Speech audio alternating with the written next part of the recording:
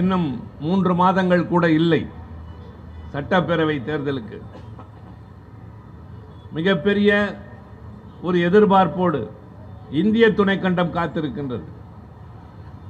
காரணம், வடபுலத்திலே தங்களுடைய வித்தைகளை எல்லாம் காட்டி அதிகாரங்களை எல்லாம் பயன்படுத்தி ஆட்சி அதிகாரங்களில் இருப்பதை கற்றி மிரட்டி பல்வேறு மாநிலங்களை கைப்பற்றிய பாரதிய ஜனதா கட்சி இங்கே மாறு வேடத்திலே வருகின்றது. இன்றைக்கு கூட உள்துறை அமைச்சர் வந்து திருச்சியிலும் புதுக்கோட்டையிலும் முழங்கிவிட்டு சென்றிருக்கிறார். அவர்களுடைய முயற்சி முதலாக முனைமழுங்கி போகப் போவது தமிழ்நாடு என்பதை விரைவில் தேர்தல் தெரிவிக்கும். அவர்கள் இதுநாள் வரை முயன்று செய்த காரியங்கள் எல்லாம் தோற்று போயிருக்கின்றன. எப்படியாவது மக்கள் மத்தியிலே வேறுபாடுகளை உருவாக்கி அதன் மூலமாக குழப்பத்தை ஏற்படுத்தி அதிலே குளிர்காயலாம் என்று அவர்கள் செய்த முயற்சி வேறு பகுதிகளில் ஈடுபட்டிருக்கலாம். தமிழ்நாட்டில் நிச்சயமாக இது ஈடுபடாது.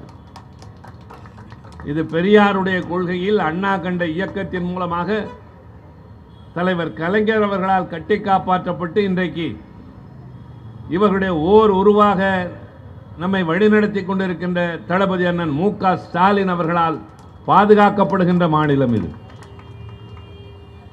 எனவேதான் அவர் இங்கே நம்முடைய மாவட்ட செயலாளர் குறிப்பிட்டதை போல் முதலமைச்சராக இருந்து கொண்டு யார் யாருக்கு என்ன தேவை என்பதை நிறைவேற்றி தருகின்ற ஒரு கனிவான தாய்மை உணர்வுள்ள பொறுப்புள்ள முதலமைச்சராக நடந்து கொள்கின்ற அதே நேரத்தில் எதேச்சாதிகாரத்தை ஒன்றிய அரசு நீட்டுகிற போது அதை புறந்தள்ளிவிட்டு எங்களிடம் இது நடக்காது என்று வீறு கொண்டு எழுகின்ற வேங்கையாக நம்முடைய முதலமைச்சர் நிற்கின்றார். நமக்கு அதில் எல்லாம் பெருமை. இன்று காலை அவர் இங்கே குறிப்பிட்டதை போல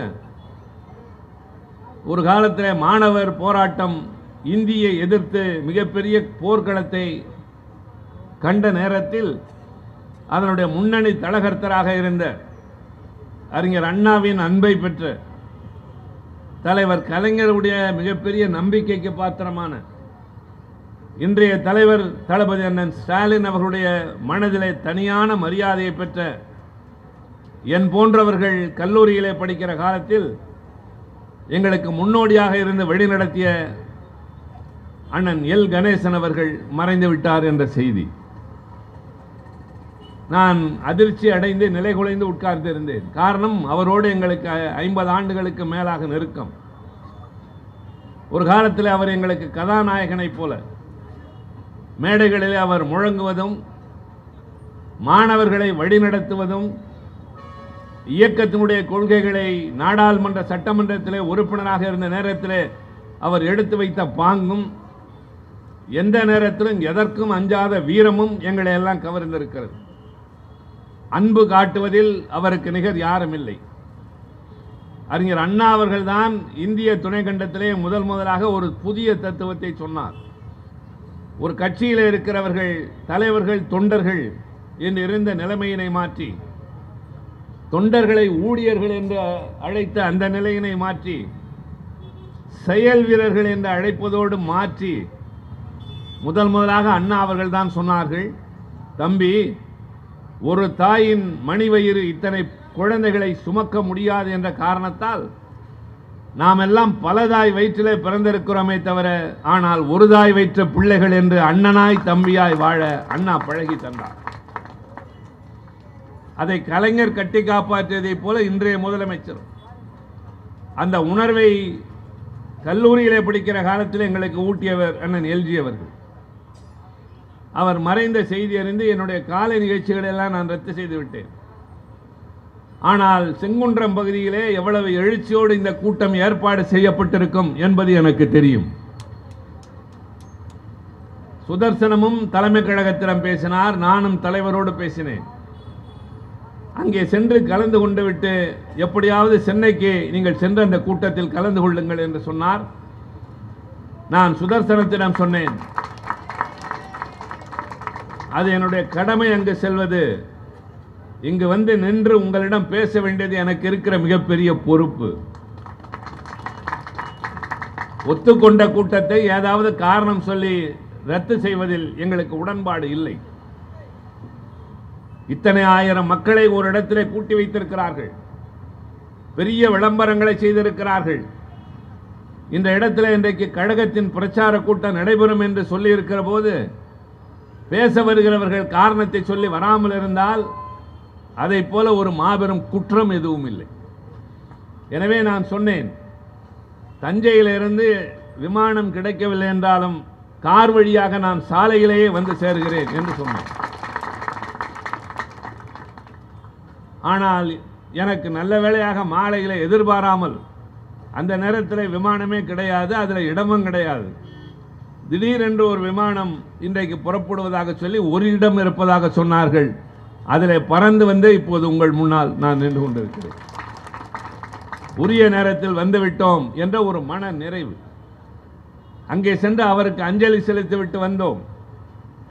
முதல்வரும் அங்கே வந்தார். கழகத்தினுடைய மூத்தவர்கள் எல்லாம், அமைச்சர் பெருமக்கள் எல்லோரும் அங்கே வந்து கண்ணீர் விட்டார்கள். நான் ஒரு இரங்கல் செய்தி கூட வெளியிட்டிருந்தேன். ஆனால் அந்த துயரத்தை மீறி இப்போது உங்கள் முன்னால் பேசுகிறோம் என்றால், அவருக்கு நாங்கள் உண்மையில் அஞ்சலி செலுத்துகிறோம் என்றால் அதனுடைய அடிப்படை தன்மை குணம் என்பது கழகத்தினுடைய பிரச்சாரம் தொய்வில்லாமல் நடக்க வேண்டும் என்பதுதான் அவரை போன்றவர்கள் விரும்புவார். இந்த கழகத்திலே மட்டும்தான் எந்த நிகழ்ச்சியாக இருந்தாலும் அதை பிரச்சார நிகழ்ச்சியாகவே நடத்தியிருக்கிறோம். ஒரு வீட்டிலே திருமணம் என்றால் முன்பெல்லாம் பார்த்திருப்பீர்கள், மாவிலை தோரணங்களும் தென்னங்கூந்தல்களும் அதை அலங்கரித்துக் கொண்டிருக்கும். ஆனால் அதற்கு பதிலாக கருப்பு சிவப்பு கொடியை தோரணங்களாக கட்டி தங்களுடைய வீட்டு திருமணத்தை நடத்துகிற பாங்கு கழகத் தோழர்களுக்கு உண்டு. யாராவது மறைந்து போனால் இரங்கல் கூட்டத்திலே கூட கொள்கைகளைத்தான் சொல்லி இருக்கிறோம். இன்றைக்கு தம்பி உதயநிதி ஸ்டாலினின் பிறந்த நாள் என்றால் கொள்கைகளைத்தான் பேசுகிறோம். ஆக எந்த நிகழ்வாக இருந்தாலும் அது எங்களுக்கு கொள்கைகளை சொல்லுகிற இடம். இது பொதுக்கூட்டம்.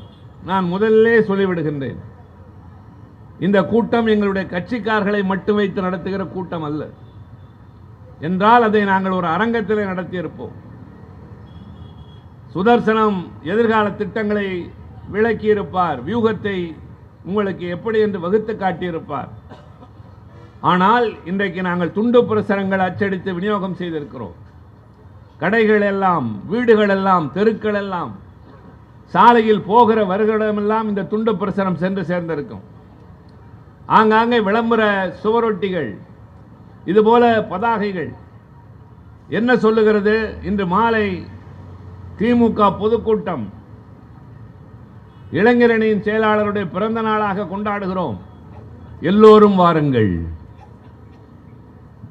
தாய்மார்களே வாருங்கள், உழைக்கின்ற இனத்தை சார்ந்தவர்களே வாருங்கள், படிக்கின்ற பருவத்தை சார்ந்த மாணவர்களே வாருங்கள், பெரியவர்களே வாருங்கள் என்று எல்லோரையும் அழைக்கிறோம். அதில் எந்த கட்சியை சார்ந்தவர்களாக இருப்பார்கள், கட்சி சாராதவர்களும் இருப்பார்கள், வேறு கட்சிகளை சார்ந்தவர்களும் இருப்பார்கள், நடுநிலையாளர்களும் இருப்பார்கள். இப்படி திரண்டிருக்கிற கூட்டத்திற்கு முன்னால் இப்போது திருச்சி சிவா பேசுகிறேன். என் வேலை, என் கடமை என்ன? இன்றைக்கு நாங்கள் இப்படி அழைப்பு விடுத்து விளம்பரம் செய்து அழைத்திருக்கிற உங்கள் முன்னால் நீங்கள் ஏன் திராவிட முன்னேற்ற கழகத்தை ஆதரிக்க வேண்டும் என்பதற்கான காரணங்களை விளக்குவதற்குத்தான் இந்த பொதுக்கூட்டம். ஒன்றை நீங்கள் தயவு செய்து மனதிலே பதிய வைத்துக் கொள்ளுங்கள். ஒரு ஜனநாயக நாட்டில் நீங்கள் தருகிற வரிப்பணத்தை உங்களுக்கு எப்படி செலவழிக்க வேண்டும் என்று திட்டமிட்டு செயல்பட வேண்டிய அரசாங்கத்தை ஒரு அரசியல் கட்சி அல்லது சில அரசியல் கட்சிகள் ஒன்று சேர்ந்த கூட்டணி தான் ஆட்சியில் அமர்ந்து அரசாங்கத்தை நடத்தும். அந்த கட்சியை தேர்ந்தெடுப்பது யார்? நாட்டு மக்களாகிய நீங்கள் தான். விரும்புகிறவர்கள் எல்லாம் வந்து அந்த இடத்துல உட்கார முடியாது. எனக்கு அந்த பதவி மீது ஆசை என்கிற காரணத்தினால் ஒருவருக்கு அது கிடைத்து விடாது. மக்கள் தங்களுடைய வாக்கின் மூலமாக எனக்கு இந்த கட்சி தேவை, இந்த வேட்பாளர் வெற்றி பெற வேண்டும், இந்த தலைவர் எங்களுக்கு நாடாள வேண்டும் என்று நீங்கள் தருகிற தீர்ப்பு தான். அந்த தீர்ப்பை நீங்கள் தருவதற்கு உங்களிடம் விளக்கங்களை சொல்வது எங்களை போன்ற அரசியல் கட்சிகளின் கடமை. ஏதோ இன்றைக்கு அதிசயமாக திமுக கூட்டம் என்று இல்லை. நாளை அதிமுக இதே இடத்தில் மேடை போடும். பாரதிய ஜனதா வந்து கூட்டம் பேசும், இன்னொரு கட்சி வந்து பேசும். எல்லாவற்றையும் கேளுங்கள். உங்களுக்கு எந்த கட்சியும் புதிதல்ல, எந்த தலைவனும் புதிதல்ல, எந்த ஆட்சியும் புதிதல்ல. யார் நமக்கு தேவை என்பதை நீங்கள் முடிவெடுங்கள். இதுதான் எங்கள் வேண்டுகோள். நாங்கள் சொல்வதைத்தான் நீங்கள் ஏற்று தீர வேண்டும் என்று கட்டாயப்படுத்துகிற அந்த அதிகாரம் யாருக்குமே கிடையாது. அதைத்தான் சொன்னேன். இது ஜனநாயக நாடு. ஜனநாயகம் என்றால் மக்கள் நாயகர்கள், மக்கள் தான் முடிவெடுப்பார்கள். ஆனால் தான் உங்களை கூட்டி வைத்து உள்துறை அமைச்சர் வந்து மன்றாடுகிறார். நாங்கள் வந்து உங்களிடம் விளக்கம் சொல்லுகிறோம். இதுதான் இந்த நாட்டில் இருக்கிற சிறப்பு. ஒன்றை மறந்து விடாதீர்கள். இதை நான் முன்னதாகவே சொல்ல வேண்டும். எங்கள் தலைவர் செய்திருக்கிற சாதனைகள், தீட்டியிருக்கிற திட்டங்கள், அதனால பயன்பெறுகிற மக்கள், இதெல்லாம் பின்னால்.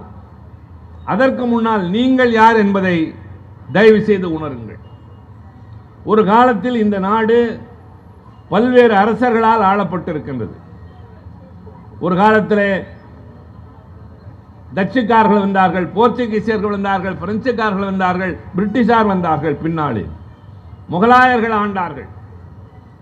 இப்படியெல்லாம் இருந்து பின்னாளில் நாடு விடுதலை பெறுகின்றது. ஒரு சின்ன இதெல்லாம் பின்குறிப்பு, குறிப்பாக மாணவர்களுடைய கருத்துக்கும் கவனத்திற்கும் நான் இதை சொல்கிறேன். நாடு விடுதலை அடைந்தது 1947 ஆண்டு. ஆனால் 1920 ஆண்டே இந்தியாவில் தேர்தல் நடைபெற்றது. எப்படி நடைபெற்றது என்றால், எங்களுக்கு அடிமை ஆட்சி வேண்டாம், விடுதலை வேண்டும் என்ற முழக்கம் அதிகமாக கிளம்பிய போது, அந்த முழக்கத்தை அடக்குவதற்காக, அதை பேசியவர்களை சமாதானப்படுத்துவதற்காக வெள்ளை அரசாங்கம் ஒரு திட்டத்தை வகுத்தது. ஒரு தேர்தலை நடத்துவோம், யார் வேண்டுமானாலும் போட்டி போடட்டும், ஆனால் அவர்களிடம் சிலவற்றை மட்டும் தருவோம். நகராட்சி நிர்வாகம், மக்களுக்கு தேவையான கல்வி வசதி, வேலை வாய்ப்பு, இது போன்றவற்றை கொடுத்துவிட்டு நிதி போன்றவற்றை, வெளியுறவு தொடர்பு போன்றவற்றை, ஒட்டுமொத்தமான ஆதிக்கத்தை நாம் வைத்துக் கொள்வோம். நம்முடைய ஏஜென்ட்டாக ஒவ்வொரு பகுதியிலும் ஒரு கவர்னரை நியமிப்போம் என்று வெள்ளை அரசாங்கம் முடிவு செய்தது. அப்படி முதலாக நடைபெற்ற 1920 தேர்தலில் இன்றைய தமிழ்நாடு, அன்றைக்கு சென்னை ராஜதானி என்று அழைக்கப்பட்டது, மெட்ராஸ் பிரசிடென்சி, அதில் தமிழ்நாடு, கேரளா, ஆந்திராவின் சில பகுதிகள், கர்நாடகத்தின் சில பகுதிகள், ஒடிசா மாநிலத்தின் சில பகுதிகள் என்று பறந்து விரிந்த ஒரு பகுதி சென்னை ராஜதானி. அவ்வளவு பெரிய பகுதியிலே முதலாக தேர்தலில் வெற்றி பெற்ற ஆட்சி நீதி கட்சி என்று எங்கள் பாட்டன் உருவாக்கிய எங்கள் மூதாதையர் கட்சி. அந்த கட்சியை பற்றி நான் உங்களுக்கு சொன்னால் அதற்கே 1 மணி நேரம் ஆகும். அதை நான் இளைஞர்களை சுதர்சனத்திடம் சொல்லி அழைத்து வந்து அவர்களுக்கு வகுப்பெடுக்க வேண்டும். இப்போது உங்களுக்கு சுருக்கமாக சொல்லுகிறேன். நீதி கட்சி ஆட்சிக்கு வந்ததற்கு பின்னால் தான் இன்றைக்கு தமிழ்நாடு காணுகின்ற பல வளர்ச்சிகளை, பல சீர்திருத்தங்களை இந்த நாடு பெற்றிருக்கிறது. என்னெல்லாம் பெற்றிருக்கிறது என்று நீங்கள் கேட்டால், நான் உதாரணத்திற்கு பெண்களுக்கு சொல்லுவேன். இந்தியாவிலே முதலாக உங்களுக்கு ஏப்ரல் 1 தெரியும். ஏப்ரல் 1 என்று தம்பிமாரிடம் கேட்டால் என்ன சொல்வார்கள்? ஏப்ரல் ஃபூல்ஸ் டே, அதுதான் தெரியும்.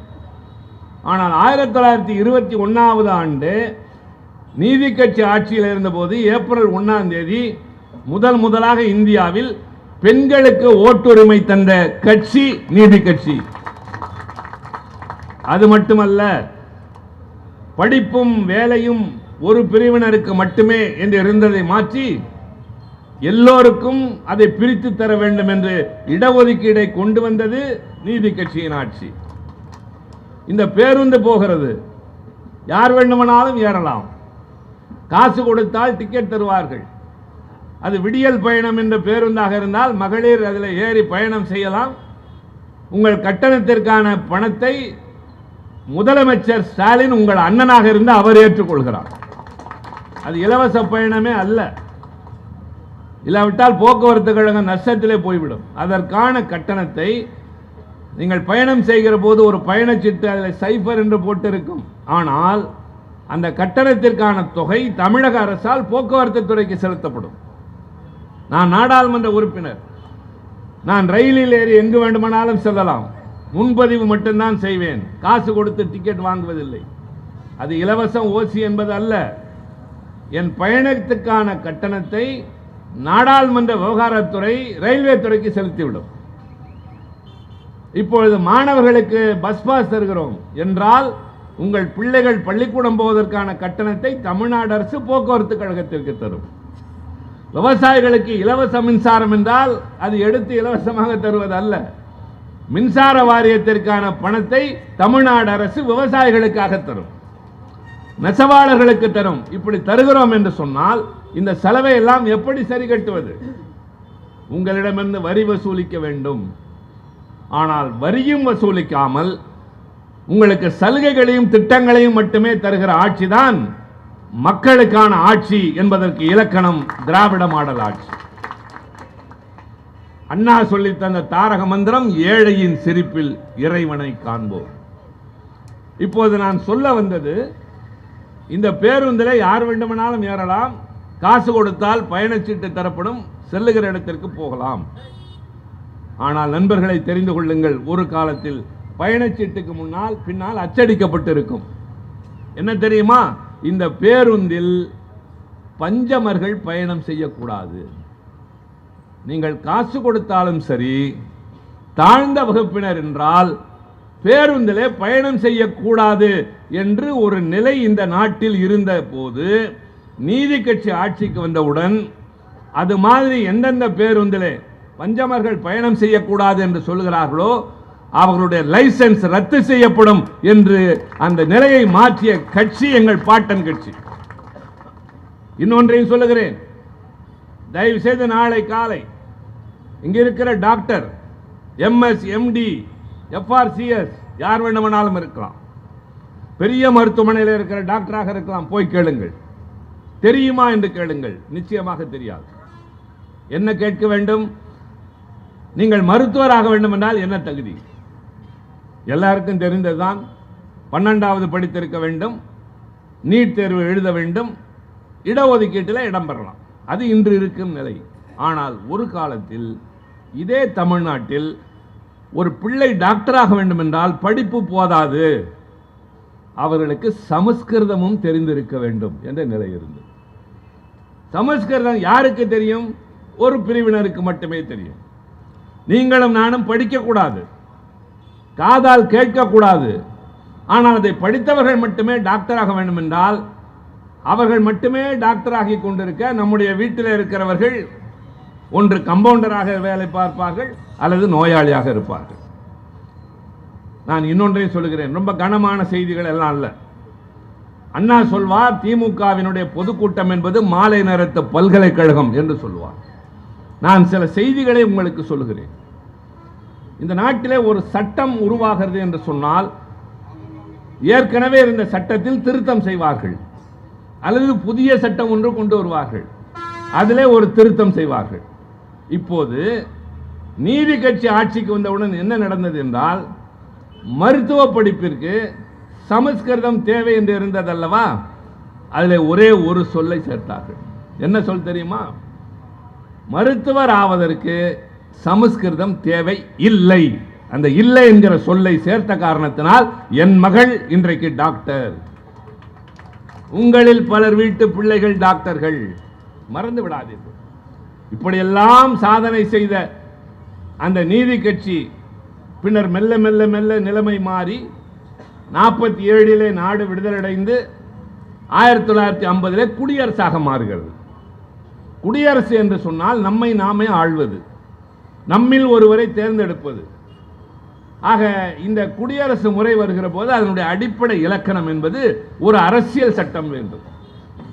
அரசியல் சட்டம் என்பது வழிகாட்டுகின்ற ஒரு முறை. IAS தேர்விலே ஒரு கேள்வி கேட்பார்கள். என்ன கேள்வி தெரியுமா? இந்த நாட்டில் மிக உயர்ந்த அதிகாரம் பெற்ற அமைப்பு எது?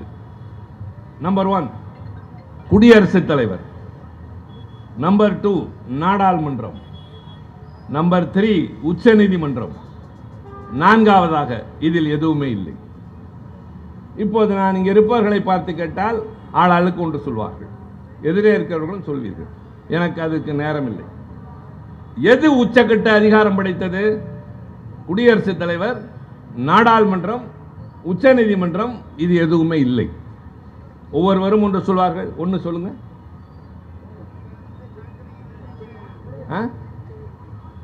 உச்ச நீதிமன்றம், நாடாளுமன்றம், ரெண்டு கருத்து வந்துருச்சா?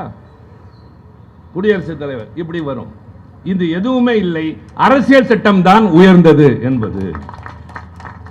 நாடாளுமன்றத்தில் நாங்கள் சட்டம் இயற்றுகிறோம் என்றால் அது அரசியல் சட்டத்திற்கு உட்பட்டு. உச்ச நீதிமன்றம் ஒரு வழக்கை விசாரிக்கிறது என்றால் அரசியல் சட்டத்திற்கு உட்பட்டு. குடியரசுத் தலைவர் ஒரு செயலை செய்கிறார், ஒரு கையெழுத்திடுகிறார் என்றால் அது அரசியல் சட்டத்திற்கு உட்பட்டு. இது ரொம்ப உயர்ந்தது. அந்த அரசியல் சட்டம் என்பது இந்தியாவிற்கு 3 ஆண்டுகள் விவாதிக்கப்பட்டு உருவாக்கப்பட்டது. அதில் மிக முக்கியமாக அவர்கள் சேர்த்தது 2. இந்த நாடு மதசார்பற்ற நாடாக இருக்கும். மதசார்பற்ற நாடு என்றால் என்ன பொருள்? மதம் இல்லை என்பதா? அல்ல, மதங்கள் இருக்கும். இவருக்கு ஒரு நம்பிக்கை, இவர் ஆலயத்திற்கு போவார், அவர் தேவாலயத்திற்கு போவார், அவர் மசூதிக்கு போவார், ஒருவர் குருத்வாராவுக்கு போவார். தனித்தனியாக அவரவருடைய விருப்பம், அதை பிரச்சாரம் செய்யலாம். ஆனால் அரசாங்கத்திற்கு எந்த மதம் சார்ந்ததாக இருக்காது. எல்லோரையும் ஒன்றாக கருதுகிற நாடு இது, மதசார்பற்ற நாடு. அதே போல இந்த நாடு கூட்டாட்சி தத்துவம் உள்ள நாடாக இருக்கும். கூட்டாட்சி தத்துவம் என்றால் இது புரியாத சொல் அல்ல. அது பல மாநிலங்களை ஒன்று சேர்த்து உருவாக்கிய ஒன்றியம். இது பல மாநிலங்களுடைய தொகுப்பு தான் இந்தியா என்கின்ற நாடு. மாநிலங்கள் இல்லை என்றால் இந்தியா கிடையாது. அதை அண்ணா சொல்வார் அழகாக, யூனியன் இஸ் அன் ஆனியன் என்பார். அது எப்படி? பெண்களுக்கு தெரியும். வெங்காயத்தை எடுப்பீர்களானால் அதை அருவாள்மனையில் அறிந்தால் கண்களிலே தண்ணீர் வரும். சமையலிலே சேர்த்தால் சுவை கூடும். அதற்கு மருத்துவ சக்தியும் அதிகம். அந்த வெங்காயத்தை ஒவ்வொரு இதழாக விரித்து கொண்டே வருவீர்களானால் கடைசியாக ஒன்றுமே இருக்காது. எப்படி வெங்காயத்தின் இதழ்கள் ஒன்று சேர்ந்து ஒரு அழகான காயாக மாறுகிறதோ அதை போல மாநிலங்கள் ஒன்று சேர்ந்ததுதான் இந்திய ஒன்றியமே தவிர அதை பிரிப்பீர்களானால் இந்தியா என்பதே கிடையாது. எனவே கூட்டாட்சி தத்துவம் என்பதும் சொல்லி தந்தது. இதை உருவாக்க மூல காரணமாக இருந்தவர் அண்ணல் அம்பேத்கர் அவர்கள். அவருடைய தலைமையில் தான் இந்த குழு அதை வரைவு செய்கிறது. எல்லா தலைவர்களும் இருந்தார்கள். நேரு இருந்தார், பட்டேல் இருந்தார், காகிதம் இல்லத்து இருந்தார், கோபாலசாமி ஐயங்கார் இருந்தார், எவ்வளவு பேர் இருந்தார்கள். அந்த நேரத்தில் ஒரு திருத்தத்தை தருகிறார்கள். அதுதான் நீங்க இப்பொழுது தெரிந்து கொள்ள வேண்டியது. என்னவென்றால், அது நாள் வரை இந்திய நாட்டில் தேர்தல் நடைபெறுகிற போது வாக்களிக்கிற உரிமை என்பது சொத்து வரி செலுத்துகிற, வருமான வரி செலுத்துகிறவர்களுக்கு மட்டும்தான் உண்டு. இந்த நிலையை மாற்ற அண்ணல் அம்பேத்கரும் பண்டித நேருவும் சொன்ன ஆலோசனை இதென்ன? ஒரு நாட்டில் வாழ்கிற மக்களிடம் பணக்காரர்களுக்கு மட்டும்தான் நாடாளுகின்றவர்களை தேர்ந்தெடுக்கிற உரிமையா? கூடாது. 21 வயதான யாராக இருந்தாலும் அவர்களுக்கு ஓட்டுரிமை என்றார். அப்போது அந்த அரசியல் சட்டத்தை நிர்ணயம் செய்கிற சபையில் இருந்த சிலர் கடுமையாக எதிர்த்தார்கள். என்ன சொல்லி தெரியுமா? நாடாளுகிறவரை தேர்ந்தெடுக்கிற உரிமையை படிப்பறிவில்லாத பாமரனிடம் கொடுத்தால் உணர்ச்சி வசப்படுவார்கள், பலவீனத்திற்கு ஆட்படுவார்கள், தவறான முடிவுகளுக்கு அது வழிவகுக்கும், தவறான ஆட்சிகள் இவ்வளவு பெரிய நாட்டிற்கு ஆகாது என்று சொன்ன நேரத்தில் நேரு பெருமானும் அண்ணல் அம்பேத்கரும் சொன்னது, எந்த ஏழை தருகிற வரிப்பணத்தை கொண்டு இந்த அரசாங்கம் நடக்கிறதோ அந்த ஏழையின் வீட்டு வாசலில் நீயும் நானும் ஓட்டு கேட்பதற்காகவது சென்று நின்றாக வேண்டும் என்றார். அந்த 21 இப்போது 18. ஆனால் அந்த 2 தலைவர்களும் கண்ட கனவு, தேர்தல் வந்தால் சுதர்சனமாக இருந்தாலும், திருச்சி சிவாவாக இருந்தாலும், அமித்ஷாவாக இருந்தாலும், மோடியாக இருந்தாலும், யாராக இருந்தாலும், அம்மா வாக்களியுங்கள், ஐயா வாக்களியுங்கள் என்று உங்கள் வீடு தேடி வர வேண்டும். உங்கள் கையில் இருக்கிற அந்த வாக்குச்சீட்டு என்பது உங்களை ஒரு உயர்ந்த இடத்திற்கு கொண்டு போய் செல்கிறது. நீங்கள் யாருக்கு வாக்களிக்க வேண்டும்? யாரும் மிரட்ட முடியாது, இதைத்தான் செய்ய வேண்டும் என்று சொல்ல முடியாது. நீங்களாக முடிவெடுங்கள். நீங்கள் ஏழையா பணக்காரனா, படித்தவர்களா படிக்காதவர்களா, எந்த ஜாதி மதம் தேவையில்லை. எல்லோரும் ஒன்று. ஒன் ஓட் ஒன் வேல்யூ, அதுதான் அம்பேத்கர் சொன்னது. ஒரு ஓட்டு, அந்த ஓட்டிற்கு ஒரே மரியாதை. இவர் ஓட்டுக்கும் அதே மரியாதை, எம்பி ஓட்டுக்கும் அதே மரியாதை, எம்எல்ஏ ஓட்டுக்கும் அதே மரியாதை, இந்த ஒலிபெருக்கி அமைக்கிற ஓட்டுக்கு அதே மரியாதை, டீ கடைக்காரர் ஓட்டுக்கு அதே மரியாதை. அந்த இடத்தில் பாகுபாடு கிடையாது. எல்லோரும் ஒன்றாக மாறுகிறார்களே, அந்த இடத்தில் தான் நீங்கள் வைத்திருக்கிற வாக்குச்சீட்டு என்பது உங்களை பணக்காரனுக்கு ஈடாக, படித்தவனுக்கு ஈடாக கொண்டு போய் நிறுத்துகிறது. என்னை யாரும் வற்புறுத்த முடியாது, எனக்கு தெரியும் என் ஓட்டு யாருக்கு என்று முடிவெடுக்க வேண்டியது நீங்கள். நீங்கள் முடிவெடுப்பதற்கு கருத்து சொல்ல வேண்டிய வேலை எங்களுடையது. அதை சொல்லத்தான் வந்திருக்கிறோம். தாய்மார்களே, பெரியோர்களே, இன்று இரவு வீடு திரும்புங்கள். திரும்பிய பின்னால் மீண்டும் சொல்கிறேன், என் கட்சிக்கு அப்பாற்பட்டவர்களின் சேர்த்து கேட்டுக்கொள்கிறேன். ஒரே ஒரு கேள்வி கேட்டுக்கொள்ளுங்கள். நாம் அனைவரும் வாழுகின்ற இந்த நாட்டில் பெரியார், அண்ணா, கலைஞர், இந்த 3 பேர் மட்டும் பிறந்திருக்காவிட்டால் நாம் எல்லாம் யாராக இருந்திருப்போம்? எனக்கு தெரியும், நான் இவர்கள் இல்லை என்றால் என் பெயருக்கு பின்னால் சாதி பெயர் இருந்திருக்கும். இங்கே MABL என்பது இருக்கிறது.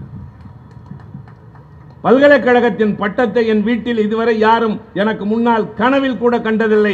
ஆனால் திருச்சி சிவா MABL IAS தேர்வு எழுதியிருக்கிறேன். நாடாளுமன்றத்தில் 5 முறை உறுப்பினர். சுதர்சனத்திற்கும் அதேதான். வழக்கறிஞர், மாவட்ட செயலாளர், சட்டமன்ற உறுப்பினர், எல்லோருக்கும் அது, உங்களுக்கும் சேர்த்துதான். டெல்லியிலே வருகிற நாடாளுமன்ற உறுப்பினர்கள் பல மாநிலங்களில் இருந்து வருவார்கள். பெயரை கேளுங்கள். சட்டர்ஜி, முகர்ஜி, பானர்ஜி, யாதவ், சிங், பட்டேல், ராவ், ரெட்டி, இப்படித்தான் இருக்கும். தமிழ்நாட்டிலிருந்து போகிற என் பெயரை கேளுங்கள். திருச்சி சிவா என்பதுதான் என் பெயர். என் ஊர் பெயர் தான் என் அடையாளமே தவிர என் சாதி எனக்கு அடையாளம் அல்ல என்பதை நிலைநிறுத்திய கட்சி எங்கள் கட்சி. சுதாகரை பார்த்து நீ கட்சியில் என்ன பொறுப்பு என்று தான் கேட்டேன். நீ என்ன ஜாதி என்று நான் கேட்கவில்லை. கேட்க வேண்டிய அவசியம் இல்லை. கேட்டுவிட்டு பக்கத்தில் உட்கார் என்றும் நான் சொல்லவில்லை, உட்காராதே என்றும் சொல்லவில்லை. இங்கே சாதிக்கு வேலை இல்லை. வயதில் இளையவன் தம்பி, வயதில் மூத்தவன் அண்ணன், வயதில் சமமானவர்கள் தோழர்கள். இது போதாதா? ஒரு காலத்தில் நம் நாட்டின் நிலைமை என்னவாக இருந்தது? தோளிலே துண்டு போட்டு நடக்க முடியாது, இடுப்பிலே கட்டி கொண்டு நடக்க வேண்டும்.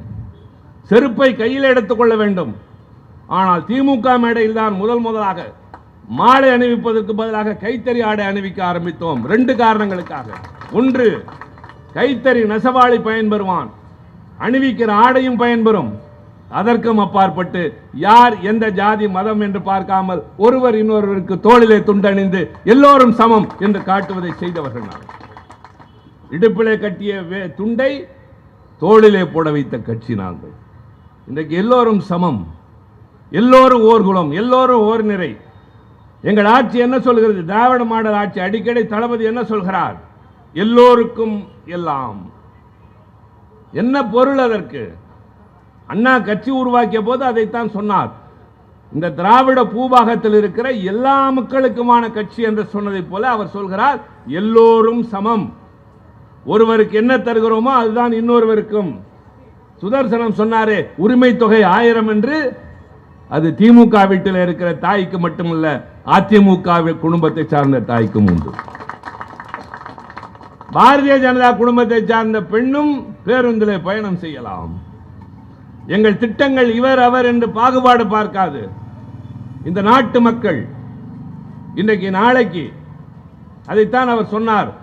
நேற்றைக்கு அரசு ஊழியர்களுக்கு நாங்கள் அறிவித்த அந்த திட்டம் அவர்களுடைய உண்மையான பொங்கல் அவர்களுக்கு இப்பொழுதுதான் இனிப்பான பொங்கல் வந்து சேர்ந்திருக்கிறது. 23 ஆண்டு காலமாக போராடி கொண்டிருந்தார். நாங்கள் ஏன் உடனே செய்யவில்லை? சில பேர் கேட்கிறார்கள். 23 ஆண்டுகளாக முன்னால் இருந்த ஆட்சி, 10 ஆண்டுகள் அதற்கு முன்னால் அம்மையார் ஜெயலலிதா, பழனிசாமி எல்லோரும் இருந்தார்கள்.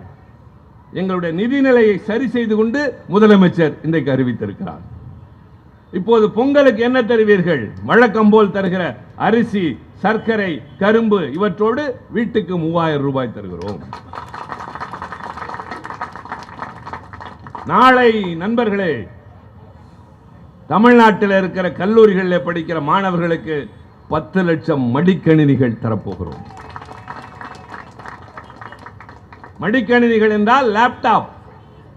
கற்பனை செய்து கூட பார்க்க முடியாது பல பேர் வாங்க வேண்டும் என்று. சாதாரணமான ஏழை குடும்பத்திலிருந்து செல்கிற பிள்ளைகள், கல்வி கட்டணம் கிடையாது, உதவித்தொகை உண்டு.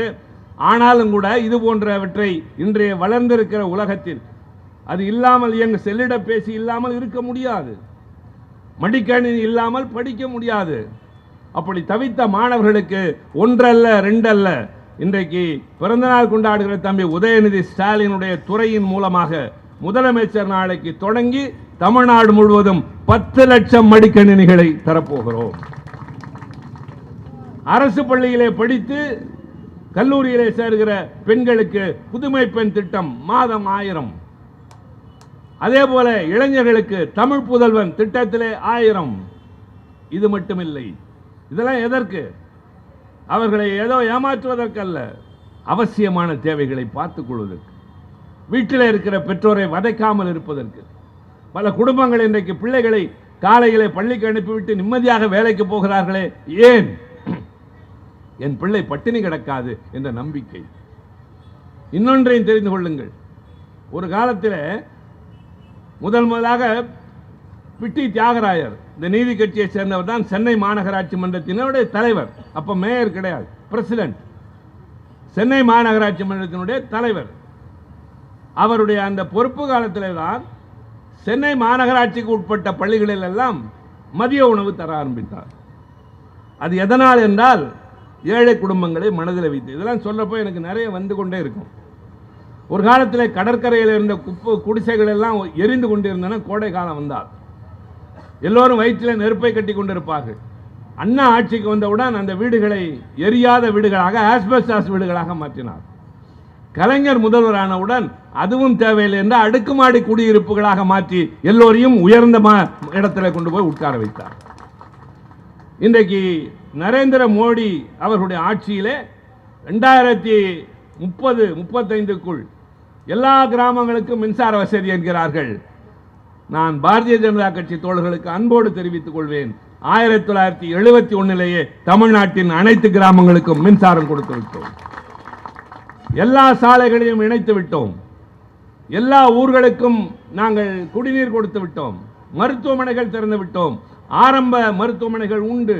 3 கிலோமீட்டருக்கு ஒரு ஆரம்ப பள்ளி, 5 கிலோமீட்டருக்கு ஒரு நடுநிலைப் பள்ளி, 7 கிலோமீட்டருக்கு உயர்நிலைப் பள்ளி, 10 கிலோமீட்டருக்கு மேல்நிலைப் பள்ளி என்று ஆரம்பித்து வைத்தது நாங்கள். அறிவு சாலைகள் திறக்க திறக்க அறியாமை அகலும். எங்கள் மக்கள் அறிவு பெற வேண்டும், கல்வி பெற வேண்டும், வேலை பெற வேண்டும், உயர்ந்த இடத்திற்கு செல்ல வேண்டும் என்ற உன்னத நோக்கம் கொண்ட கட்சி திராவிட முன்னேற்ற கழகம். அது தொடர்கிறது. ஒரு முறை காமராஜர் முதலமைச்சராக இருக்கிறார். அப்போது சாலை வழியாக அவருடைய கார்கள் செல்கின்றன. வழியிலே ஒரு இடத்திலே ரயில் போவதற்கு கதவு சாத்தியிருக்கிறார்கள். கார் காத்து நிற்கின்றது. அப்போது அங்கே சில சிறுவர்கள் வருகிறார்கள். அவர்கள் காருக்குள்ளே யார் என்று பார்க்கவில்லை. மாறாக வரிசையாக கார்கள் நின்றவுடன் அதை போய் வேடிக்கை பார்க்கிறார்கள், தடவி பார்க்கிறார்கள், சுற்றி சுற்றி வருகிறார்கள். உங்களில் பலருக்கு தெரியும், இன்றைக்கு காலம் மாறிவிட்டது, வசதி பெருகிவிட்டது, வாகனங்கள் பெருகிவிட்டது. நாங்கள் எல்லாம் கல்லூரி படிக்கிற போது யாராவது மோட்டார் சைக்கிளில் வந்தால் அவன் கதாநாயகன். சைக்கிள் வைத்திருக்கிறவர்களே ரொம்ப பிகு பண்ணிக் கொள்வார்கள். அது மாதிரி காலத்தில் கார்கள் நிறைய வந்து நின்றவுடன் அந்த சிறுவர்கள் சுற்றி சுற்றி வருகிற போது காமராஜர் அழைத்து கேட்கிறார், தம்பி பள்ளிக்கூடம் இன்னைக்கு லீவா, ஏன் பள்ளிக்கூடத்துக்கு போகலன்னு கேட்கிறார். அதுக்கு அந்த சிறுவர்கள் சொல்கிறார்கள், நிமிர்ந்து பார்க்கவில்லை, மாறாக ஐயா நாங்கெல்லாம் படிக்கிற பசங்க இல்ல, மாடு மேய்க்கிற பசங்க. உடனே அடுத்து இவர் கேட்கிறார், என்ன தம்பி படிக்கிற வயசுல பள்ளிக்கூடம் போகாம மாடு மேய்க்கிறேங்கிறிய, இது சரியா அப்படின்னு கேட்கிறார். அதுக்கு கேட்கிறவர் மாநிலத்தின் முதலமைச்சர், ஒரு பெரிய கட்சியின் அகில இந்திய தலைவர் என்று தெரியாத அந்த பிள்ளைகள் என்ன சொன்னது தெரியுமா? மாடு மேய்ச்சி விட்டு மாடையில் வீடு திரும்பினா மாட்டுக்கு சொந்தக்காரன் ஒருவேளை சோறு போடுவான், பள்ளிக்கூடத்துக்கு போனா எவையா போடுவான்னு கேட்டான். காமராஜர் கோபிக்கவில்லை, போகிற போது யோசித்துக் கொண்டே போனார். என் நாட்டிலே பிறந்த பிள்ளைகள் ஒருவேளை சோற்றுக்காக படிக்க போகாமல் மாடு மேய்க்கிறார்களே, அந்த ஒருவேளை சோற்றை பள்ளிக்கூடத்திலே போடுவோம் என்று கொண்டு வந்ததான் மதிய உணவு திட்டம். அதை எம்ஜிஆர் சத்துணவு என்று பெயர் மாற்றினார். எங்கள் தலைவர் கலைஞர் வாரம் 2 முட்டை தந்தார். தந்து அதிகாரிகளை அழைத்து கேட்டார், பள்ளிக்கூடத்திற்கு பசங்கள் சரியாக வருகிறார்களா என்று. அவருக்கு கிடைத்த பதில், வாரத்துக்கு 2 நாள் மட்டும் வராங்க. எந்த 2 நாள்? முட்டை கொடுக்கிற நாள் மட்டும் வராங்க. உடனே கலைஞர் சொன்னார், 5 நாட்களும் அவர்களுக்கு முட்டை கொடுக்க ஏற்பாடு செய்யுங்கள் என்று அதை உண்மையான சத்துணவாக மாற்றியது கலைஞர். அது மட்டுமில்லை, அந்த திட்டத்திற்கு எம்ஜிஆர் சத்துணவு திட்டம் என்று இருந்த பெயரை கூட கலைஞர் மாற்றவில்லை. அதுதான் பெருந்தன்மை. இன்றைக்கு ஜெயலலிதா அம்மையார் பெயரிலே இருக்கிற திட்டங்களை இன்றைய முதலமைச்சர் மாற்றவில்லை. பெயரிலே என்ன இருக்கிறது? திட்டம் நல்ல திட்டமா? தொடரட்டும். ஒரு காலத்தில் 4 வழிச்சாலை இருந்த போக்குவரத்து நெரிசல் மாறி இப்போது 4 வழிச்சாலையாக இருக்கிறதா? அதனுடைய கர்த்தா யார் தெரியுமா? இந்த கோல்டன் குவாட்ரிலேட்டரல் என்று சொல்லுகிற அந்த திட்டத்தினுடைய கர்த்தா அடல் பிகாரி வாஜ்பாய் அவர்கள். திமுக மேடையில் சொல்கிறோம், ஒளிவு மறைவு இல்லை. பாரதிய ஜனதா கட்சியின் மூத்த தலைவராக இருந்த அன்றைக்கு பிரதமராக இருந்த அடல் பிகாரி வாஜ்பாய் ஆட்சி காலத்திலே தான் அந்த திட்டம் தொடங்கப்பட்டது. அடுத்து மன்மோகன் சிங் ஆட்சிக்கு வந்தார். காங்கிரஸ் ஆட்சி, கூட்டணி ஆட்சி. இது என்ன திட்டம்? வாஜ்பாய் கொண்டு வந்ததா? நிறுத்து என்று சொல்லவில்லை. இது நல்ல திட்டம், தொடரட்டும் என்று சொன்ன பெருந்தன்மை டாக்டர் மன்மோகன் சிங் இருந்தது. அதுபோல கலைஞருக்கும் இருந்தது, இன்றைய தளபதிக்கும் இருக்கின்றது. இப்படி அடுக்கடுக்காக செய்து கொண்டே போகிறோமே, என்ன காரணம்? இது இலவசம் கொடுத்து ஏமாற்றுகிறது என்று சில பேர் சொல்கிறார்கள். அல்ல, உங்கள் தேவைகளை நீங்களே நிறைவேற்றிக் கொள்கின்ற காலம் வருகிற வரை உங்கள் தேவைகளை அரசாங்கம் பார்த்துக் கொள்ளும். அதுக்குத்தான் அரசாங்கம். மேல்நிலை குடிநீர் தேக்க தொட்டிகளை கொண்டு வந்தது கலைஞர். இதுவும் செய்திதான், தெரிந்து கொள்ளுங்கள். ஒரு காலத்தில் தோழர்களே, பெரம்பலூர் மாவட்டம், நான் வாழ்கிற திருச்சிக்கு பக்கத்தில், அங்கே வாழ்கிற மக்களுக்கு ஒரு விசித்திரமான நோய் வந்தது. என்ன நோய் தெரியுமா? கால் பாதம் இருக்கிறது அல்லவா, உள்ளங்கால், அதிலே நடுவிலே ஆணி போல ஒரு புண் வரும், ஆனால் ஆறாது. இவர்கள் சும்மா இருக்காமல் அதை கீறி பார்த்தால் உள்ளிருந்து ஒரு வேர் மாதிரி ஒன்று வரும். அதை ஈர்க்குச்சியில வைத்து சுருட்டுவார்கள். ஒரு புழு, நீண்ட புழு வரும், அது குச்சியில இழுக்க வேண்டும். சமயத்தில் அருந்து போகும், அருந்து போனால் எடுக்கவும் முடியாது. அந்த புழு எதுவரை வளர்ந்திருக்கிறதோ அதுவரை கால்கள் ஒன்றுக்கும் உதவாமல் வெட்டி போடுகின்ற ஒரு அவலமான நிலைமை அந்த காலத்தில் இருந்தது. சிலந்தி நோய் என்று அதனுடைய பெயர். முதலமைச்சர் கலைஞர், அவருக்கு இந்த தகவல் போகிறது. உடனே என்ன செய்ய வேண்டும்? இங்கே நிறைய மருத்துவமனைகளை தரங்கள், தேவையானவற்றை செய்யுங்கள் என்று சொல்லவில்லை. நோய் நாடி நோய் முதல் நாடி என்பதை போல இதற்கான காரணத்தை ஆராய சொன்னார். உண்மை தெரிய வந்தது. அங்கு இருக்கிற குளங்குட்டைகளில் தேங்கி கிடக்கிற பாதுகாப்பற்ற நீர், அதை மாடுகளும் ஆடுகளும் பயன்படுத்துவதைப் போல, கழிவாக பயன்படுத்துவதைப் போல மக்களும் அதே குடித்து அதே பருகி வாழ்ந்த காரணத்தினால் அந்த பாதுகாப்பற்ற குடிநீரினால் வருகிறது என்று சொல்லி கலைஞரிட்ட உத்தரவு பெரம்பலூரில் மட்டுமல்ல, தமிழ்நாட்டில் எல்லா கிராமங்களிலும் பாதுகாக்கப்பட்ட மேல்நிலை குடிநீர் தொட்டிகளை கொண்டு வாருங்கள். இதெல்லாம் யோசிச்சு பாருங்க. யாருக்கு தோணும் இந்த யோசனை எல்லாம்? மக்கள் மீது அக்கறை உடைய, தொலைநோக்கு பார்வை உடைய இவர்கள் என்னுடைய மக்கள் என்று எண்ணுகின்ற தலைவர்களால் மட்டும்தான் முடியும்.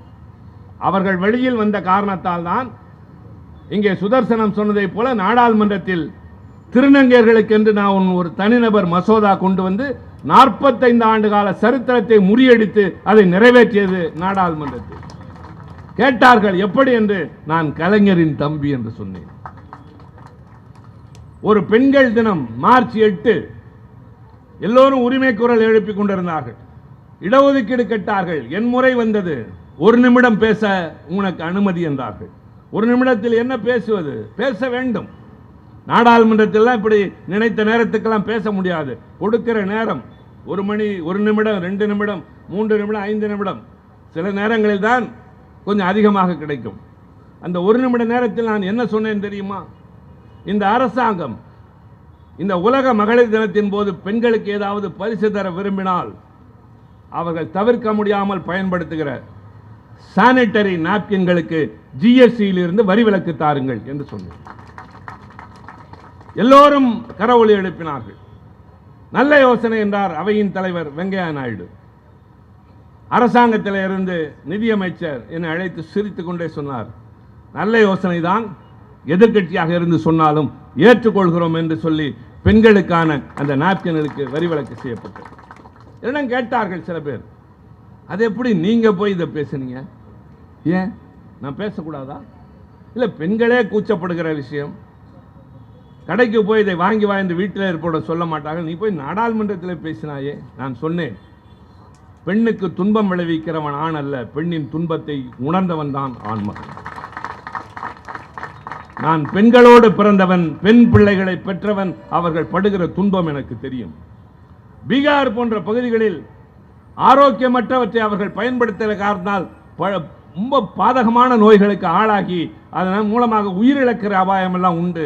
அதை உணர்ந்த காரணத்தால் நான் பொறுப்புள்ள ஒரு சகோதரனாக நின்று பேசினேன் என்று சொன்னேன். இதுதான் சமுதாய சீர்திருத்த இயக்கம். மாநிலத்தில் எங்கள் தலைவர்கள் செய்வதைப் போல டெல்லியிலே போய் நாங்கள் வாய்ப்பு கிடைக்கிற போதெல்லாம் பேசுகிறோம், நடத்தி காட்டுகிறோம். இப்போது கேட்கிறேன், எங்களுடைய ஆட்சி, எங்களுடைய கட்சி எந்த நேரத்தில் உங்களை மறந்து இருந்தது? எங்களுக்கு எத்தனையோ துன்பங்கள் வந்திருக்கின்றன. இப்போது கூட நியாயமாக எங்களுக்கு தர வேண்டிய பங்கீட்டை இந்த அரசாங்கம் தருவது இல்லை. ஒன்றிய அரசு உங்களிடமிருந்து நாங்கள் வாங்கி தருகிற வரி பணத்தை மாநில அரசுக்கு பிரித்து தர வேண்டும், இது சட்டம். ஆனால் அவர்கள் கட்சி ஆளுகிற மாநிலங்களுக்கு அதிகம் தருகிறார்கள், எங்களுக்கு குறைவாக தருகிறார்கள். உதாரணத்திற்கு சொல்லுகிறேன், இந்திய நாட்டு அரசாங்கத்திற்கு 100 ரூபாய் வருமானம் வைத்துக் கொள்ளுங்கள். தமிழ்நாடு எவ்வளவு தருகிறது தெரியுமா? 12 ரூபாய் தருகிறது. இந்த 100 ரூபாயில் எங்களுக்கு எவ்வளவு தராங்க தெரியுமா? 4 ரூபாய். பீகார் எவ்வளவு தருது தெரியுமா? 4 ரூபாய் தான் தருது. அவங்களுக்கு எவ்வளவு திருப்பி தராங்க தெரியுமா? 16 ரூபாய் தராங்க. உத்தரப்பிரதேசத்து மாநிலம் 8 ரூபாய் தருது, அவங்களுக்கு 20 ரூபாய் தராங்க. என்னையா நியாயம்?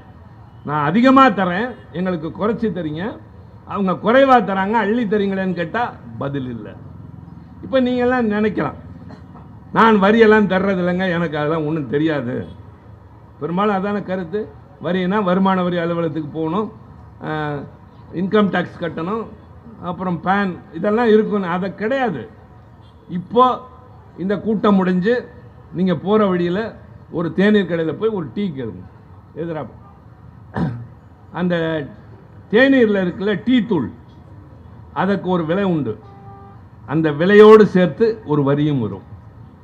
அதில் சர்க்கரை போடுறாங்கல்ல, சர்க்கரையின் விலையோடு சேர்த்து ஒரு வரி வரும். பால் சேர்க்குறாங்கல்ல, அந்த பாலோடு சேர்த்து ஒரு விலை வரும். ஒரு டீ குடிக்கிறப்பயே நீங்கள் 3 வரி செலுத்துறீங்க. நீங்கள் கட்டியிருக்க புடவை, நான் கட்டியிருக்க வேட்டி. இது பஞ்சாக இருக்கிற போது ஒரு வரி, நூலாக மாறுகிற போது இன்னொரு வரி, சாயம் போடுறப்ப இன்னொரு வரி, அது நூத்து புடவையா வேட்டியா வர்றப்ப இன்னொரு வரி. இவ்வளவும் தர்றது நீங்க, அதை வாங்கி தர்றது நாங்க.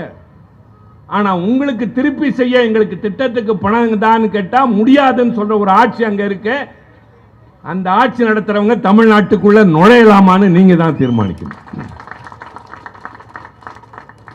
அவர்கள் இந்த நாட்டை மதத்தால் பிரிக்க நினைக்கிறார்கள், பொருளாதாரத்தால் நசுக்க நினைக்கிறார்கள். ஆனால் நாங்கள் பெருமிதப்படுவது என்ன தெரியுமா? நான்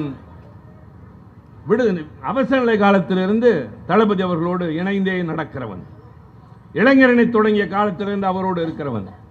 இன்றைக்கு அவருடைய முதிர்ச்சியை பார்க்கிறேன், அனுபவத்தின் மூலமாக செயல்படுகின்ற அந்த செயல்முறைகளை பார்க்கிறேன். பிரமித்து பூரித்து போய் நிற்கின்றோம். எப்படி உங்களுக்கு திட்டங்களை எதிர்பாராமல் அடுக்கடுக்காக செய்து கொண்டே போகிறாரோ அதை போல டெல்லி மிரட்டுகிற போது நீ பணம் தானே தரமாட்டாய், ஆட்சி நடத்துகிற அருகதை எனக்கு உண்டு என்று சொல்லிவிட்டு Tamil Nadu is out of control of Delhi என்று சொல்லிவிட்டார். நாங்க இந்த மிரட்டலுக்கெல்லாம் பயப்படுற ஆள் இல்ல, இது கருப்பு சிவப்பு கொடி பறக்கிற மண். எங்களுக்கு இந்த சவால் விட்டு பேசியெல்லாம் பழக்கம் இல்லை. ஆனால் வம்பு சண்டைக்கு செல்வதில்லை, வந்த சண்டையை விடுவதில்லை. இதுதான் அண்ணா சொன்னது. எங்களை வம்புழுக்க பார்க்கிறார்கள். இந்த தேர்தலிலே அவர்கள் வந்து இந்த மண்ணினுடைய மகிமையை, இங்கு வளர்ந்து வைத்திருக்கிற சமத்துவ தன்மையை, எல்லோரும் ஒன்று என்று வாழ்கிறோமே, சாதி மதத்தை மறந்து எல்லோரையும் அரவணைத்து செல்கிறோமே, எல்லோருக்கும் எல்லாவற்றையும் கொடுக்கிறோமே, அதை சிதைப்பதற்கு அதிகாரத்தின் மூலம் வருகிறார்கள். அதற்கு இங்கே ஒரு கட்சி துணைக்கு போகிறது. நான் அதையெல்லாம் விளக்கினால் நேரம் அதிகமாக்கி கொண்டே போகும். இவ்வளவு நேரம் காத்திருந்தவங்களுக்கு நான் நன்றி சொல்ல வேண்டும். இவ்வளவு சிறப்பாக இந்த கூட்டத்தின் கருத்துக்களை கேட்ட தாய்மார்களுக்கு என் இருகரம் கூப்பி நான் நன்றி செலுத்துகிறேன். பொதுவாக சொல்வார்கள், பெண்கள் கூட்டத்தில் வருவதில்லை, வந்தாலும் உட்காருவதில்லை, கலைந்து செல்வார்கள் என்று. கூட்டி வந்து காட்டுங்கள் இந்த கூட்டத்தை. வந்தபோது எப்படி இருந்தார்களோ அதே கட்டுக்கோப்போடு உட்கார்ந்திருக்கிற தாய்மார்களை இன்றைக்கு செங்குன்றம் ஊர் மக்களுக்கு காட்டுகிறது. இதுதான் திராவிட முன்னேற்ற கழகத்தின் பின்னால் அணிவகுக்கிற தாய்மார்களுடைய தனித்தன்மை. உங்களால் தான் நாடு, உங்களால் தான் குடும்பம், உங்களால் தான் சமுதாயம். நான் அதனால் சொல்கிறேன், ஒரே நாளில் எல்லாவற்றையும் பேச வேண்டும் என்ற அவசியம் இல்லை. நான் இப்போது சொல்லியவற்றை கொஞ்சம் யோசித்து பாருங்கள். நாங்கள் சொல்லிய கருத்துக்கள் உங்களுக்கு சாதகமானவை. உங்களுக்காக பாடுபடுகிறோம் என்பதற்கான காரணங்களை வரலாற்று ரீதியாக சொல்லியிருக்கின்றேன். இப்போது கேட்கிறேன், இங்கிருக்கிற எல்லோரையும், ஓரத்திலே ஒதுங்கி நின்று கேட்கிறவர்களை, கடையிலே நின்று கொண்டிருக்கிறவர்களை, அங்கே நிற்கிற நடுநிலையாளர்களை எல்லோரையும் கேட்கிறேன். நான் இவ்வளவு நேரம் பேசினேன்ல, எவ்வளவு நேரம் தெரியுமா? முடிக்க போறேன், அதனால சொல்றேன். 55 நிமிஷம், 1 மணி நேரம் ஆக போகுது. 1 மணி நேரம் பேசியிருக்கேன். யாரையாவது ஒரு வார்த்தை தரக்குறைவாக பேசினா? கேவலமான வார்த்தைகளை பயன்படுத்தினா? அவர் ஒழிய வேண்டும், இவர் ஒழிய வேண்டும் என்றனா? இல்லை. என் கட்சியின் கொள்கைகளை சொன்னேன், எங்கள் தலைவரின் பெருமைகளை சொன்னேன், எங்கள் ஆட்சியின் சாதனைகளை சொன்னேன். என் வேலை அதுதான். இங்கே பேச வந்திருக்கிறவன் திருச்சி சிவா அல்ல, திராவிட முன்னேற்ற கழகத்தின் பிரதிநிதி. எங்கிருந்து இத்தனை கண்ணியத்தை கற்றாய் மேடை பேச்சில் என்றால், நான் அண்ணா அறிவாலயத்திலிருந்து வருகிறேன். என் வாதங்களும் கருத்துக்களும் என் கட்சிக்கு வலிமை சேர்க்க வேண்டும். எங்கள் கொடி இன்னும் மேலே மேலே உயர வேண்டும். இன்னும் புதிதாக 10 இளைஞர்கள் இந்த படைவரிசையிலே வந்து சிப்பாய்களாக சேர வேண்டும். அதற்குத்தான் இந்த கூட்டம் இவ்வளவு சிரமமே தவிர வேறு எதற்கும் அல்ல. அடுத்தவர்களை நான் எள்ளி நகையாடுவதற்கல்ல. அது என் வேலை அல்ல, என் குணம் அதுவல்ல, எங்களுக்கு தேவையும் இல்லாது. எங்கள் தலைவர்களின் பெருமைகளை பேசவும், எங்கள் கட்சியின் கொள்கைகளை விளக்கவுமே நாங்கள் 1 வாரம் கருத்தரங்கம் நடத்தியாக வேண்டும். எனவே தாய்மார்களே, பெரியவர்களே, நீங்கள் வீடு திரும்பியதற்கு பின்னால், உறங்குவதற்கு முன்னால், உறக்கம் உங்கள் இமைகளை தழுவி கனவுகள் ஆக்கிரமிப்பதற்கு முன்னால், ரொம்ப நாள் கழித்து திருச்சி சிவாவை நம் எம்எல்ஏ மாதவரம் சுதர்சனம் அழைத்து வந்தார். அவர் நம்மோடு 1 மணி நேரம் பேசினார் என்று எண்ணிவிட்டு உறங்கச் செல்வீர்கள் அல்லவா? அப்போது நாங்கள் சொன்ன செய்திகள் சரி என்று உங்கள் உள்ளம் சொன்னால், உங்கள் மனதை ஏற்றுக்கொண்டால், எங்களோடு சேர்ந்து திமுகவை உயர்த்துவதற்கு பாடுபடுங்கள், துணை நெல்லுங்கள். நீங்கள் போராட்டத்திற்கு வாருங்கள் என்றால் அழைக்கவே மாட்டோம். உங்களுக்காக நாங்கள் போராட தயாராக இருக்கிறோம். இந்த நாட்டு மக்கள் நடுத்தெருவுக்கு வரக்கூடாது என்று தன் குடும்பத்தை நடுத்தெருவில் நிறுத்துகிறவன் கையில் கருப்பு சிவப்பு கொடி இருக்கும். மனைவி மரணப்படுக்கையில் இருந்தபோது பொதுக்கூட்டத்தில் பேசிக் கொண்டிருந்த கலைஞரை போலத்தான் நானும். என் மனைவி மரணப்படுக்கையில் இருந்தபோது நான் ஒரு பொதுக்கூட்டத்தில் பேசிக் கொண்டிருந்தேன். ஒரு பிரசவத்திற்கு கூட அவள் பக்கத்தில் நான் இருந்தது இல்லை. ஆனால் எங்கள் லட்சிய வாழ்க்கைக்கு துணையாக நின்ற அந்த பெண்களை எண்ணி நான் பெருமிதம் அடைகின்றேன். உங்களுக்காக நாங்கள் உழைக்கிறோம் என்று உறுதியாக. இன்றைக்கு இறந்து போன அண்ணன் எல்ஜி அவருடைய துணைவியார் அன்னை கமலாவும் அப்படித்தான். இங்க இருக்கிற நீங்களும் அப்படித்தான். அப்படி பாடுபடுகின்ற நாங்கள் இந்த ஊர் உயர, உங்கள் வீட்டு பிள்ளைகள் நாளைக்கு நல்ல நாட்டில் நடமாட, இந்த ஆட்சி தொடர வேண்டும் என்பதற்கு நீங்கள் துணை நில்லுங்கள் என்பதுதான் எங்கள் வேண்டுகோள். காவலன் கண் விழித்திருந்தால் கள்வனின் பயம் இருக்காது. காவலனே கள்வனாக மாறினால் தூக்கம் தொலையும்.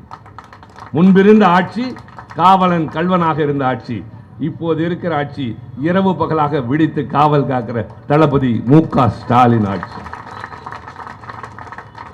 நாங்கள் இருக்கிறோம் உங்களை பாதுகாக்க, உங்கள் குழந்தைகளின் எதிர்காலத்திற்கு நலமான வழி வகுக்க, தமிழ் மொழியை பாதுகாக்க, வேறு மொழி இங்கே அண்டாமல் தடுப்பதற்கு, ஒன்றிய அரசின் பலத்தை எதிர்ப்பதற்கு, தமிழ்நாட்டை உயர்த்துவதற்கு திராவிட முன்னேற்ற கழகம் தயார். எங்களுக்கு தேவை உங்கள் ஆதரவு, ஒத்துழைப்பு. துணை நில்லுங்கள். எதிர்காலம் ஒளிமயமாகும். மீண்டும் சந்திப்போம். நன்றி, வணக்கம்.